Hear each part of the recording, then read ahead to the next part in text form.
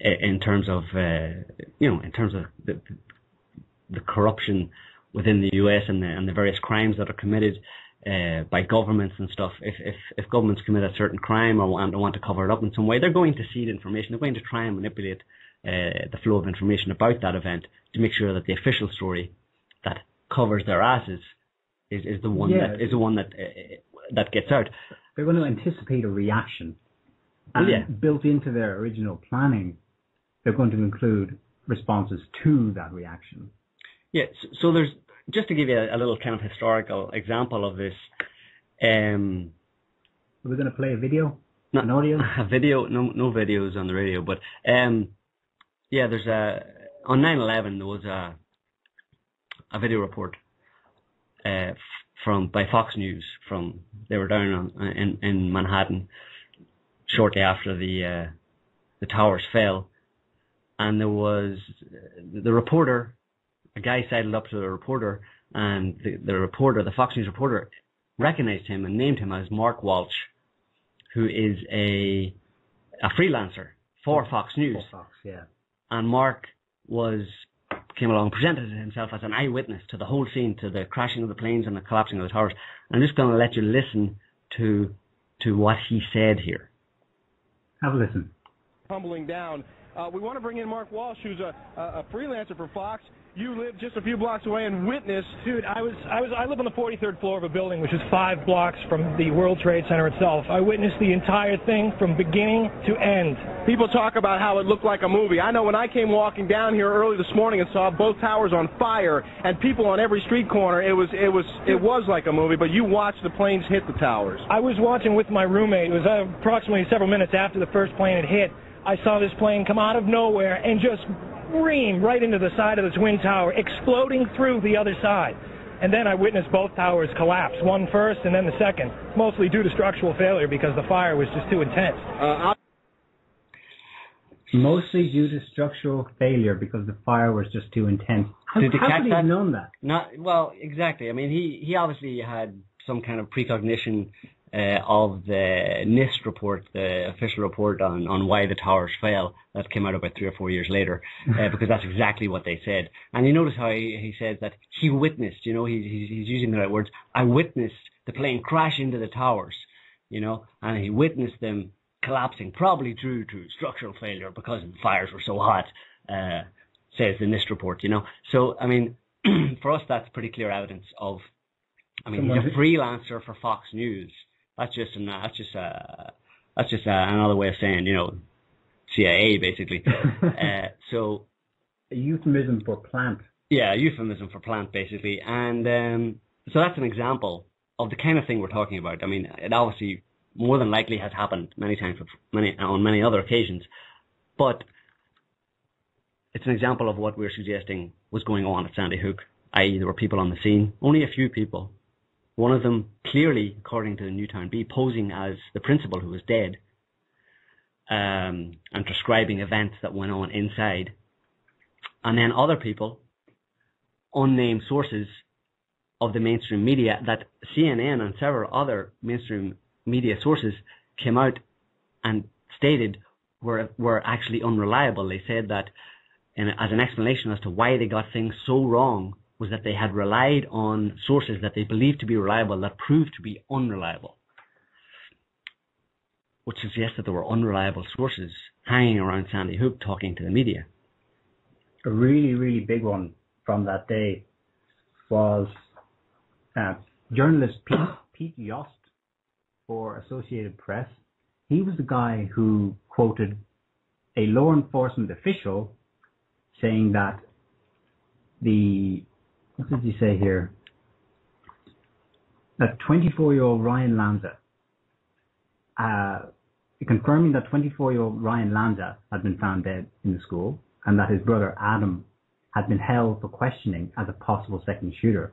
That right there, for someone to be on the scene saying that is it's got to send up red flags. I mean, federal and state forces told ABC.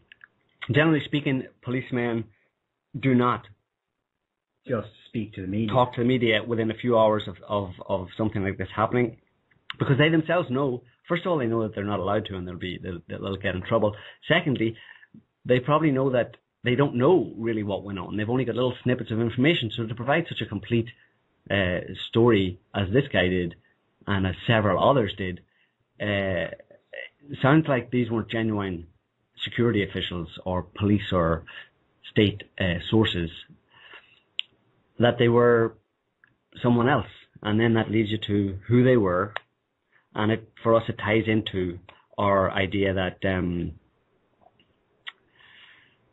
disinformation is seeded. Well, that's the idea, but it ties into the idea that there was a conspiracy around Sandy Hook, and there were people involved based on the unlikely or based on the improbability of Adam Lanza being able to carry out this shooting in the way that has been described, bursting in Rambo style. He's like 120 pounds or something, bursting in Rambo style through a fairly heavy locked door, and then taking out all these people, execution style, and then shooting himself. And also, by the way, he shot himself in the front of the head.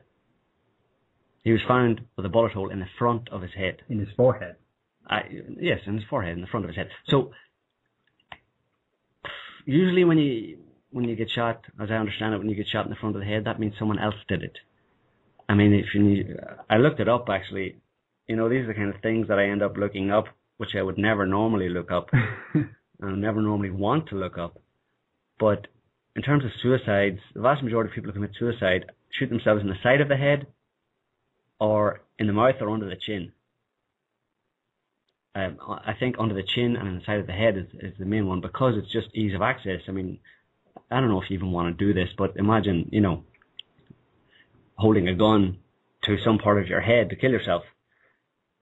You're going to do the easiest way, trying to hold a gun far enough out to point it at the front of your head. It's a bit of a strained maneuver type of thing. It's not a natural way to do it, and it just points to the fact that, or it's suggestive of Adam Lanza having been shot by someone else. So the other thing that, just as a little side note, the other thing that pops up here in relation to Sandy Hook is that there were drills going on about 20-25 minutes away, FEMA drills going on specifically for how to protect children or deal with children in a disaster situation. Specifically, it was an active shooter drill that was taking place in another elementary school 14 miles west in Carmel in Putnam County, which is across state lines in New York State. But no. I'm talking about a different one, though. That was another drill. There's that one you're talking about. It's across state lines, further away. The one I'm talking about, I think, is in Bridgeport, which is about 20-25 minutes That's away. In Connecticut, okay. Bridgeport in Connecticut. It's not far away. It's linked by a kind of main road directly to Newtown, and there was a FEMA drill going on there. Of course, these kind of drills have been going on several times. They were 5 or 6 times between the months of November, December, in that area, in the state of Connecticut, I think, or even in that county, perhaps. So they were fairly regular. So to some extent, it's not, strange that there would have been this kind of drill going on. But for a start, it might explain why this guy. I mean, it's plausible explanation as to why this guy that was caught up in the hills behind Sandy Hook, in full tactical gear and stuff, this guy that explain what he was doing there. Well, he could have come from there, but when you put it in context of drills being used as cover for covert operations, and there is a lot of evidence for that. For example, there was a drill going on the same day that the Aurora, Colorado shooting happened. There was a drill that day in Denver, in Colorado. University in Colorado, and it posed one of the scenarios that was part of the drill was actually someone shooting inside a movie theater, and this was relatively close to, and it was going on throughout the day, and obviously on 9/11 there were a lot of drills, and on several other shooting incidences there were drill-like activities going on that, when you consider it from the idea of this being a possible covert operation by a team, it obviously would make it a lot easier for these people to be in the area. There would be an explanation for them in terms of if they were ever questioned why they were there. It's basically good cover, you know. And we have another little audio clip here that I just want to use to illustrate that point. This is an audio clip from around the time of the London bombings, the London tube bombings in 2005. And the guy you're going to hear is he's being interviewed. His name is Peter Power. He's actually a former soldier in the British Army. He was in the parachute regiment, actually. I don't know if anybody knows about the parachute regiment, but he was in the parachute regiment from 1969 to 1971. Was probably would have put him in Northern Ireland. So don't get me started on that.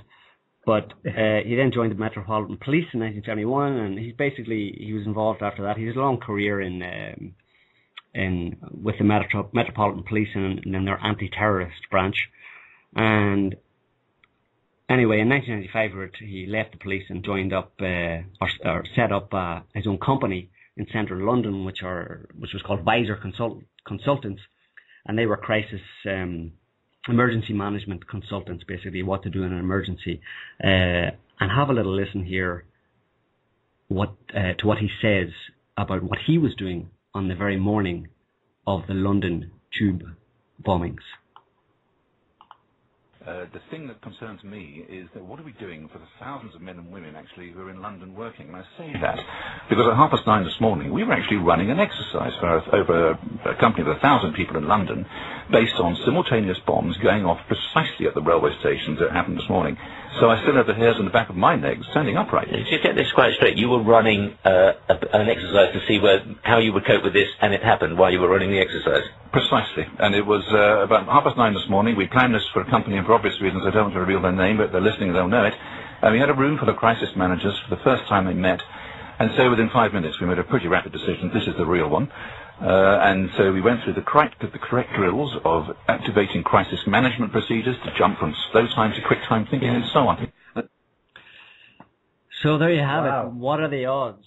Drill going on that morning at the very same tube stations where... Well, it's had simulated bombs going off in the exact same tube stations where bombs did go off. Literally 20 minutes later after they started the exercise.